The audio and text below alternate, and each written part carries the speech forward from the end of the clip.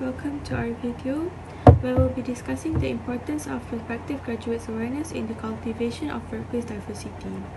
So to give a clearer picture of what our research would look like, our research is under the topic of SDG10 Reduce Inequalities.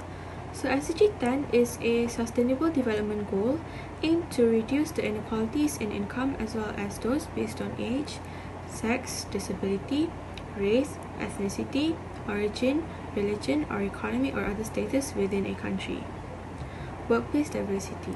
So workplace diversity is the term used for the workplace composed of employees with varying characteristics, and these characteristics might be sex, gender, race, or ethnicity.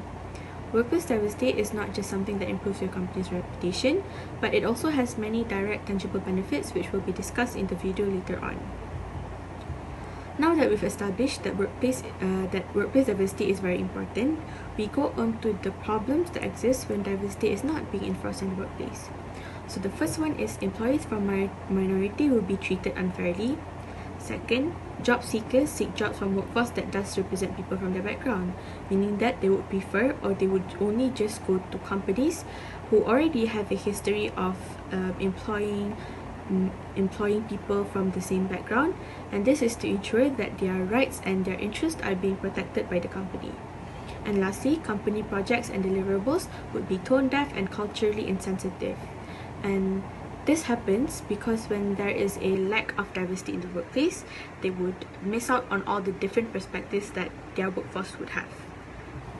So in our research, there are 3 questions that we think are important. The first one being is that will the level of awareness of prospective graduates on diversity affect the cultivation of it in the future workforce? Second, does having a stronger company policy ensure the prioritization of diversity in the workplace? And lastly, does having a more diversely cultivated workplace benefit the employees and companies? The hypotheses that we came up in regards to the previous questions are: first, if prospective graduates are not familiar with the concept of diversity itself, it will be harder for them to promote diversity in the working environment in their future. Second, if there are strong company policies encouraging diversity, then it would surely ensure diversity in the workplace. And lastly, having a more diversely cultivated workplace would bring more benefits to the employees and the companies. These hypotheses and research questions will be analysed and proven later on in our video and our research. So lastly, the significance of our study. When we obtain the results of this research, we think that it will be vital to help identify the hurdles that are inhibiting the full potential of embracing diversity in the workplace. That is all from me. Thank you. Hello, my name is Jeremy Anajiti. So I will talk about our main point in the literature review for this project. So what exactly is cultural diversity? Ini termasuk post-employment as described it as the composition of work units such as work group, organization, occupation, establishment, or firm in terms of cultural or demographic characteristics that are salient and symbolically meaningful in the relationship among group members. So, the focus has somewhat shifted to come up with strategies to handle such an employee base and how to sustain that program. In his assessment of the value of a multicultural workforce, Conrad stated 3 reasons why companies are changing their attitude and strategies regarding the recruitment of employees with different backgrounds. Firstly, he said that the best talent is not always local, which exists universally. You need to look globally to recruit the best mind in the business. Secondly, he talked about market share. That is a culturally diverse workforce can cater to an increasingly diverse customer base and increase market share. The insight that a local can provide into the working of the local market and also of the mindset of the local consumer is invaluable Finally, he stated that each cultural different individual bring with him something different to the table, and when you combine all these different attributes, it results in making the organization more competitive. In a non-business related argument, Chen and DeBoy suggest that increasing workforce diversity is the ethically right thing to do, and also that is a better way to address race and gender issues. This argument may seem insignificant considering that the current competitive environment means companies care more about capital than the right thing to do. So basically these three are main points for our literature review. That's all from me. Thank you. I'm Omar Food. I'll briefly explain about our research methods.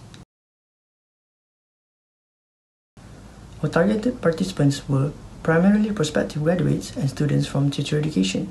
We wanted to get related information from them as they are the group of people who will be entering the workforce in a few years' time.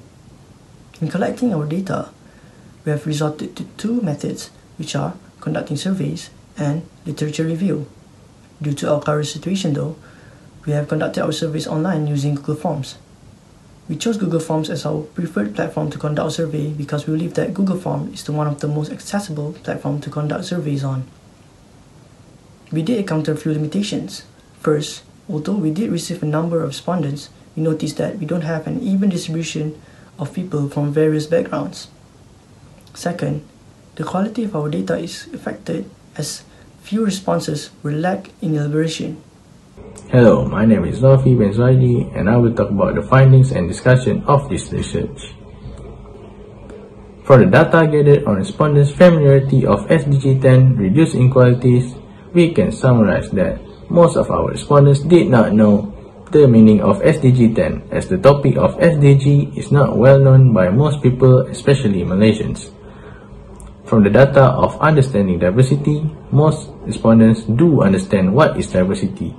This shows that the majority are aware of the importance of diversity in our society. For our open-ended question, we ask our respondents, what is diversity to you? Most respondents have a clear understanding on what diversity is. The majority agree that diversity is met by the differences in many contexts such as race, culture, gender, or just differences in general. We then ask our respondents, do they have any previous working experience? Most of them answer yes, as some students have already gone to internship. We then ask, did the company that they previously worked for encourage diversity? The majority answered yes. We then ask an open-ended question. Did the company's value align with your views of diversity? Most with previous working experience agree that their company shares the same value as them when it comes to diversity. For our Likert scale question, we ask the preference in working with a diverse group of people. Most of our respondents prefer working with a diverse group of people, as more of them answered 4 and 5. For the level of importance of diversity, most of our respondents acknowledge the importance of diversity, as more of them answered 4 and 5. For the level of knowledge about diverse cultures in Malaysia, a high number of our responses agree that they are well informed about other cultures in Malaysia. For our final open-ended question, we ask the feedback from our respondents. We ask respondents' opinion on how diversity can be cultivated among our society.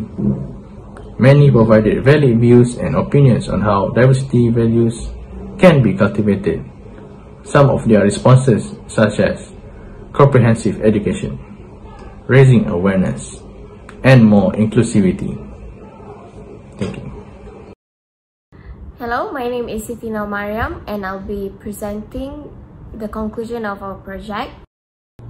Firstly, it is significant that the education received by the prospective graduates contains the element of diversity and inclusiveness. This is to cultivate a sense of acceptance and shy away from biases and homophily. Secondly, is ensuring that prospective graduates are more encouraging towards the idea of diversity in workplace is important.